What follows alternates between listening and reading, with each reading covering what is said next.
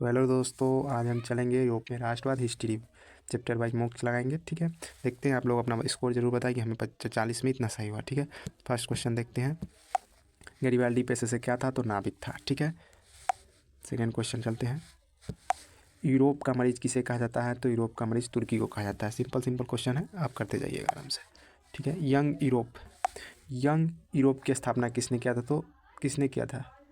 नहीं, बिस्मार्क कहाँ है? मेजनी ने किया था। ठीक है, आप इस क्वेश्चन को देख लीजिएगा। 3 नंबर क्वेश्चन डाउट है, लेकिन हमारे चांस से मेजनी ही ने किया था। ठीक है, चलिए आगे चलते हैं। किस युद्ध के बाद जर्मनी का एकीकरण पूरा हुआ? तो सेडान का युद्ध है। तो सिंपल सा क्वेश्चन है। ठीक है, आगे चलते हैं। यूरोप वासियों के लिए किस देश का साहित्य ज्ञान विज्ञान प्रेरणा स्रोत है? तो यूरोप वासियों के लिए किस ज्ञान का? तो यूनान। ठीक है, यूनान। बोला इटली एवं जर्मनी वर्तमान किस महादेश के अंतर्गत आते हैं? तो यूरोप। ठीक है, चलिए। रक्त एवं लोहा की नीति का अवलंबन किसने किया था? रक्त और लोहा की नीति का अवलंबन बिस्मार्क ने किया। ठीक है, चलिए आगे चलिए।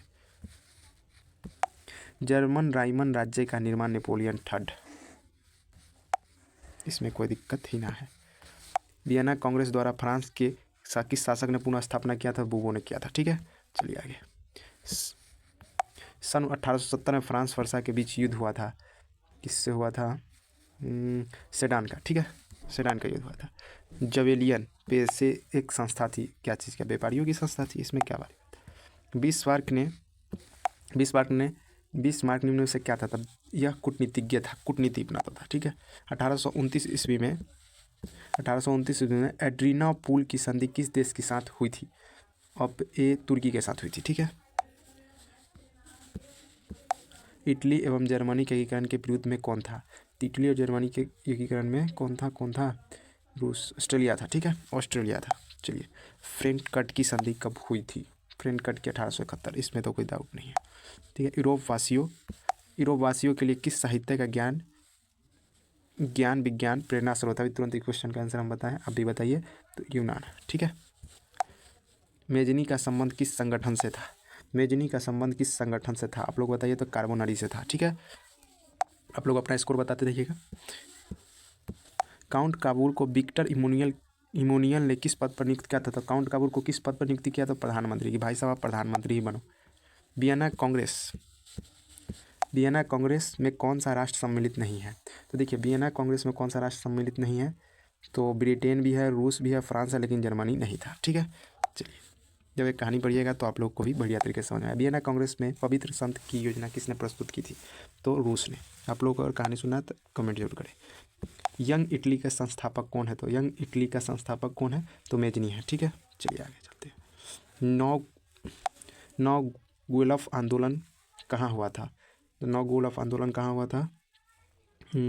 इटली में हुआ था। ठीक है, याद रखिएगा, नौ गुएल्फ आंदोलन इटली में हुआ था। चलिए, अब आते हैं। चार्टिस्ट आंदोलन कहाँ संपन्न हुआ? चार्टिस्ट आंदोलन कहाँ संपन्न हुआ था? चलिए, इस क्वेश्चन का आंसर दीजिए आप लोग। इस क्वेश्चन का आप लोगों को रहने देते हैं। आप लोगों का HW है, इसका कमेंट में आंसर बताएं। ठीक है, चलते हैं। 23 जाल्वे लाइन की स्थापना किसने की थी? तो जाल्वे लाइन की स्थापना किसने की? तो पर्सा ने की थी। ठीक है, चलिए। हंगरी की भाषा क्या थी? तो हंगरी की भाषा, तो आप लोग इस क्वेश्चन का भी आंसर आप ही लोग दीजिएगा कि दे दें हम। हंगरी की स्थापना मैग्यार ने की थी। ठीक है, हंगरी की भाषा कौन सी? तो मैग्यार थी। अब आ जाते हैं। मॉरिऑन किस देश के राष्ट्रवाद का प्रतीक है? तो फ्रांस का प्रतीक है। ठीक है, चलिए आगे चलिए। यूरोप का सभ्यता का पालन किसने किया था? यूरोप का सभ्यता का पालन किसने किया था? यूनान ने किया था। ठीक है, एक्ट ऑफ यूनियन किस वर्ष पारित किया गया? एक्ट ऑफ यूनियन किस वर्ष पारित किया गया था? 1668, सॉरी। ठीक है, 1668 में किया गया था। ठीक है, आगे चलते हैं। नेपोलियन संहिता किस वर्ष लागू किया गया?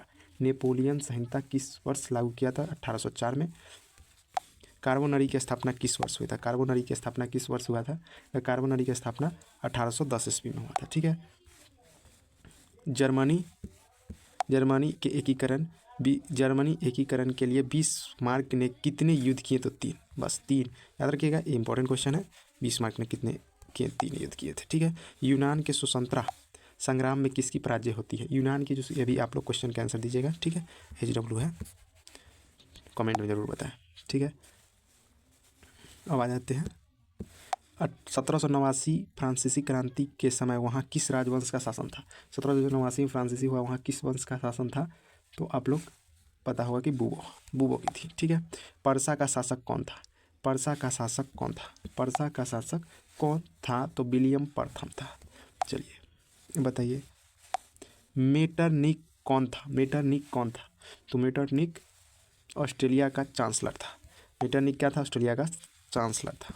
सेडाओ के युद्ध में किसकी पराजय होती है, तो पर्सा की होती है। ठीक है, शायद ये क्वेश्चन मेरे को भी डाउट लग रहा है। सेडाओ का जो युद्ध हुआ, नहीं सॉरी, ऑस्ट्रिया की थी। ठीक है, किसकी पराजय होती, तो ऑस्ट्रिया की थी, सॉरी, अब देख लीजिएगा इसको भी, लेकिन हमको चांस है ऑस्ट्रिया की हुई थी। ठीक है।